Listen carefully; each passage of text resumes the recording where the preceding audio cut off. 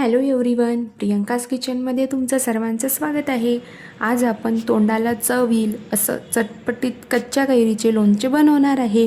चला मग कसं बनवायचं ते बघूया।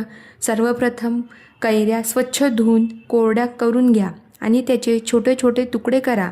त्यानंतर एका कढईमध्ये 2 चमचे धनेपूड, 2 चमचे जिरेपूड व 2 चमचे शोपपूड आणि पाव चमचा मिरेपूड हे सर्व चांगले भाजून घ्या व नंतर तुकडे केलेल्या कैरीवर चवीनुसार मीठ, अर्धी वाटी गूळ, भाजलेला मसाला, चवीनुसार लाल तिखट हे सर्व टाकून व्यवस्थित मिक्स करून घ्या।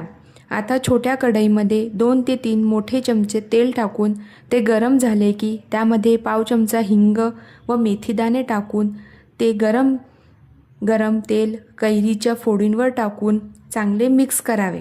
आणि हो, गुळाचे प्रमाण हे कैरी जशी आंबट असेल त्यानुसार घ्यावे।